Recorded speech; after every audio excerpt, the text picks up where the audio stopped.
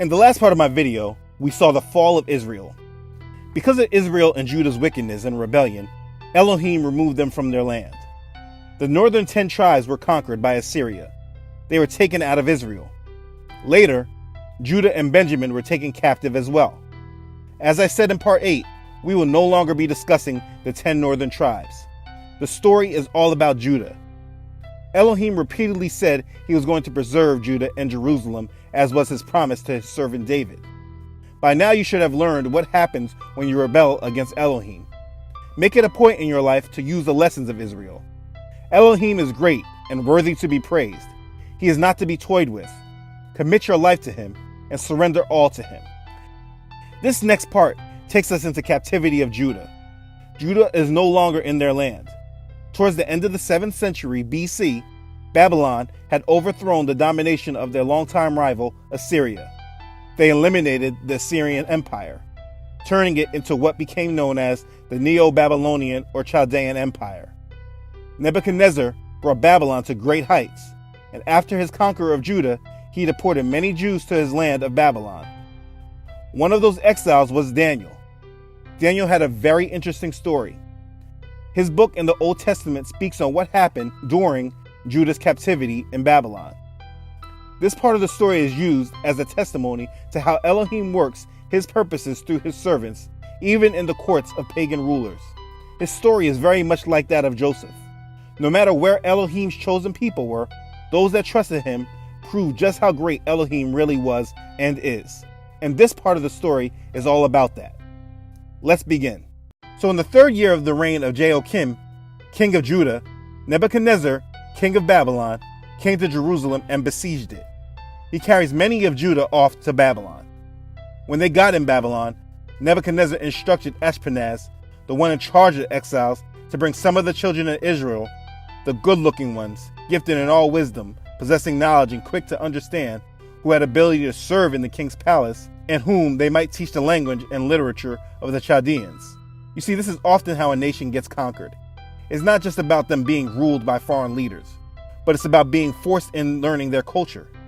In a later part of my series, you'll understand Mystery Babylon, the Babylon that was prophesied to come. And you will learn how they did this same practice, teaching those they ruled and took into captivity the ways of their culture. So there are some from Judah chosen. The king appointed for them a daily provision of the king's delicacies and of the wine which he drank, and 3 years of training for them, so that at the end of the time they might serve before the king. Some of those men taken into this training were Daniel, Hananiah, Mishael, and Azariah. Ashpenaz, chief of the exiles, gave them Babylonian names. Daniel was Belteshazzar, to Hananiah was Shadrach, to Mishael, Meshach, and to Azariah, Abednego. They were given all the fine delicacies. Daniel purposed in his heart that he would not defile himself with a portion of the king's delicacies or with the wine which he drank. So he asked Ashpenaz that he might not defile himself. Elohim brought Daniel in good favor of Ashpenaz, and Ashpenaz said, "I fear my lord the king, who has appointed your food and drink. For why should he see your faces looking worse than the young men who are your age? Then you would endanger my head before the king." So Daniel said to one of the servants Ashpenaz put in charge of them, Daniel said, "Please test your servant for 10 days, and let them give us vegetables to eat and water to drink. Then let our appearance be examined before you, and the appearance of the young men who eat the portion of the king's delicacies.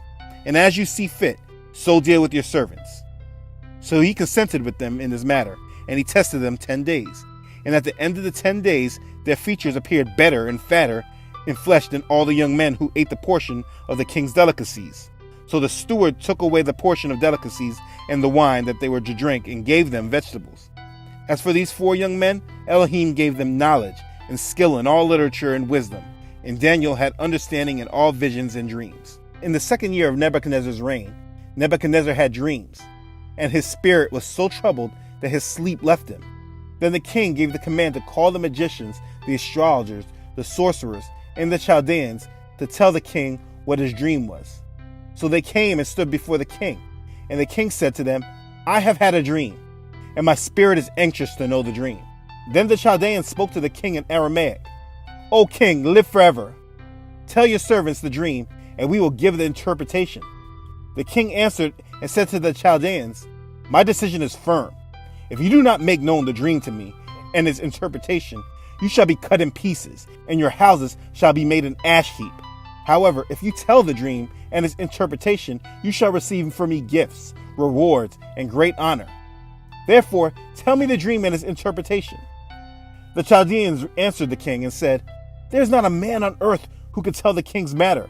Therefore, no king, lord, or ruler has never asked such things of any magician, astrologer, or Chaldean. It is a difficult thing that the king requests, and there is no other who can tell it to the king except the gods, whose dwelling is not with flesh." Nebuchadnezzar did not like that answer. He was furious. He gave the command to destroy all the wise men of Babylon, including Daniel and his companions. Daniel asked, "Why is the decree from the king so urgent?" Then the head of the king's guard told Daniel. So Daniel went in and asked the king to give him time, that he might tell the king the interpretation. Daniel went to his house and made the decision known to Hananiah, Mishael, and Azariah, his companions, that they might seek mercies from Elohim concerning this secret, so that Daniel and his companions might not perish with the rest of the wise men of Babylon. Then the secret was revealed to Daniel in a night vision. Daniel praised Elohim. Daniel went to the king's guard and said, "Do not destroy the wise men of Babylon. Take me before the king, and I will tell the king the interpretation." So he was brought to the king, and Nebuchadnezzar said, "Are you able to make known to me the dream which I have seen, and its interpretation?" Daniel answered in the presence of the king and said, "The secret which the king has demanded, the wise men, the astrologers, the magicians, and the soothsayers cannot declare to the king. But there is a God in heaven who reveals secrets, and he has made known to King Nebuchadnezzar what will be in the latter days. Your dream and the visions of your head upon your bed were these. You, O king, were watching, and behold, a great image. This great image, whose splendor was excellent, stood before you, and its form was awesome. The image's head was of fine gold, its chest and arms of silver, its belly and thighs of bronze, its legs of iron, its feet partly of iron and partly of clay. You watched while a stone was cut out without hands, which struck the image on its feet of iron and clay and broke them in pieces. Then the iron, the clay, the bronze, the silver, and the gold were crushed together and became like chaff from the summer threshing floors. The wind carried them away so that no trace of them was found, and the stone that struck the image became a great mountain and filled the whole earth. This is the dream. Now we will tell the interpretation of it before the king. You, O king, are a king of kings, for the God of heaven has given you a kingdom, power, strength, and glory. And wherever the children of men dwell, or the beasts of the field, and the birds of the heaven, he has given them into your hand, and has made you ruler over them all. You are this head of gold. But after you shall arise another kingdom inferior to yours, then another, a third kingdom of bronze, which shall rule over all the earth. And the fourth kingdom shall be as strong as iron, inasmuch as iron breaks in pieces and shatters everything. And like iron that crushes, the kingdom will break in pieces and crush all the others. Whereas you saw the feet and toes, partly of potter's clay and partly of iron. The kingdom shall be divided, yet the strength of the iron shall be in it. Just as you saw the iron mixed with the ceramic clay, and as the toes of the feet were partly of iron and partly of clay, so the kingdom shall be partly strong and partly fragile. As you saw iron mixed with ceramic clay, they will mingle with the seed of men, but they will not adhere to one another, just as iron does not mix with clay. And in the days of these kings, the God of heaven will set up a kingdom which shall never be destroyed, and the kingdom shall not be left to other people. It shall break in pieces and consume all these kingdoms, and it shall stand forever. Inasmuch as you saw that the stone was cut out of the mountain without hands, and that it broke in pieces the iron, the bronze, the clay, the silver, and the gold, Elohim has made known to the king what will come to pass after this. The dream is certain, and its interpretation is sure. The king answered Daniel and said, Truly your Elohim is the God of gods, the Lord of kings, and a revealer of secrets, since you could reveal this secret. Then the king promoted Daniel and gave him many great gifts, and he made him ruler over the whole province of Babylon, and chief administrator over all the wise men of Babylon. Also, Daniel petitioned the king, and he set Shadrach, Meshach, and Abednego over the affairs of the province of Babylon. but Daniel sat in the gate of the king. This is again how Elohim showed his great name. All these new generations had their experience with witnessing how great Elohim was, which is why he is worshipped today. After the exile of Israel and Judah, if Elohim was not so great, we would not know anything of the God of Israel. You must understand this. So later in Nebuchadnezzar's rule, he was really feeling himself. He made an image of gold whose height was 60 cubits and width 6 cubits.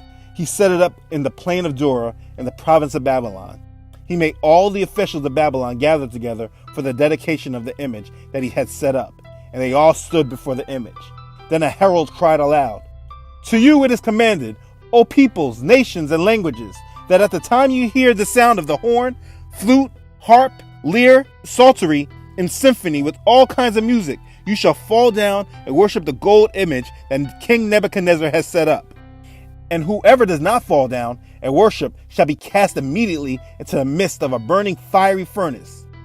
So at that time, when all the people heard the sound of the horn, flute, harp, and lyre, and symphony with all kinds of music, all the people, nations, and languages fell down and worshipped the gold image which King Nebuchadnezzar had set up. So the Chaldeans decided to hate on Daniel and his companions.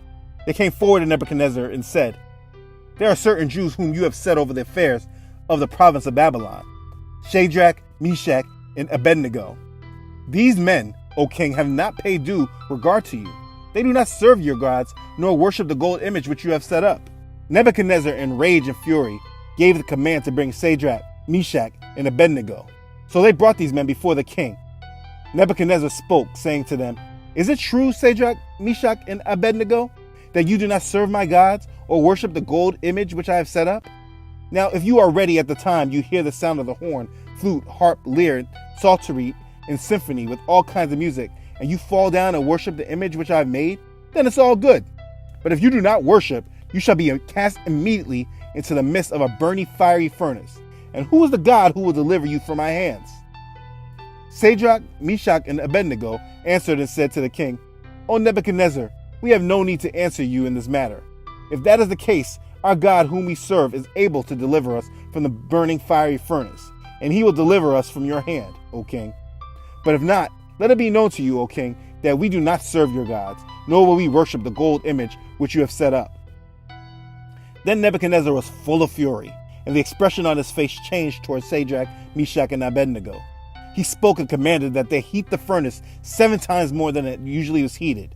He commanded certain mighty men of valor who were in his army to bind Shadrach, Meshach, and Abednego and cast them into the burning fiery furnace. They were cast into the midst of the burning fiery furnace. Because the king's command was urgent and the furnace exceedingly hot, the flame of the fire even killed the men who took up Shadrach, Meshach, and Abednego. Then King Nebuchadnezzar was astonished, and he rose in haste and spoke, saying to his counselors, "Did we not cast 3 men bound into the midst of the fire?" They answered and said to the king, "Yes, our king." And he said, "Look, I see 4 men loose, walking in the midst of the fire, and they are not hurt, and the form of the 4th is like the Son of God." Then Nebuchadnezzar went near the mouth of the burning fiery furnace and spoke, saying, "Shadrach, Meshach, Abednego, servants of the Most High God, come out and come here." Then Shadrach, Meshach, and Abednego came from the midst of the fire. And the satraps, administrators, governors, and the king's counselors gathered together, and they saw these men on whose bodies the fire had no power. The hair of their head was not singed, their clothes were not affected, and the smell of fire was not on them. Nebuchadnezzar spoke, saying, "Blessed be the God of Shadrach, Meshach, and Abednego, who sent his angels and delivered his servants who trusted in him. And they have frustrated the king's word and yielded their bodies, that they should not serve nor worship any god except their own God. Therefore I make a decree that any people, nation, or language which speaks anything amiss against the God of Shadrach, Meshach, and Abednego shall be cut in pieces, and their houses shall be made an ash heap, because there is no other God who can deliver this." Then the king promoted Shadrach, Meshach, and Abednego in the province of Babylon. Use that as a lesson for yourself. When your whole life is threatened for serving Elohim and not following the ways of this world, will you bend, or will you be like Shadrach, Meshach, and Abednego and trust in Elohim to protect you no matter what? Their faith was such a testimony, they gained the right to worship Elohim because they allowed him to show how powerful he was. That's the story of faith, but it's not over. Later on, in Nebuchadnezzar's rule, he had a dream which made him afraid and troubled him. he again issued a decree to bring in all the wise men of Babylon before him, that they might make known to him the interpretation of the dream. Then the magicians, the astrologers, the Chaldeans, and the soothsayers came in, and he told them the dream, but they couldn't interpret it. Daniel later came before him, and he told him the dream, saying, Belteshazzar, chief of the magicians, because I know that the spirit of the holy God is in you, and no secret troubles you, explain to me the visions of my dream that I have seen and its interpretation. These were the visions of my head while on my bed. I was looking, and behold, a tree in the midst of the earth, and its height was great. The tree grew and became strong. Its height reached to the heavens, and it could be seen to the ends of all the earth. Its leaves were lovely, its fruit abundant, and in it was food for all. The beasts of the field found shade under it. The birds of the heaven dwelt in its branches, and all the flesh was fed from it. I saw in the visions of my head while on my bed, and there was a watcher, a holy one, coming down from heaven. He cried aloud and said, Chop down the tree and cut off its branches. Strip off its leaves and scatter its fruit. Let the beasts get out from under it, and the birds from its branches. Nevertheless, leave the stump and the roots in the earth, bound with a band of iron and bronze and in the tender grass of the field. Let it be wet with the dew of heaven, and let him graze with the beasts on the grass of the earth. Let his heart be changed from that of man. Let him be given the heart of a beast, and let 7 times pass over him. This decision is by the decree of the watchers, and the sentence by the word of the holy ones, in order that the living may know that the Most High rules in the kingdom of men, gives it to whomever he will, and sets over it the lowest of men.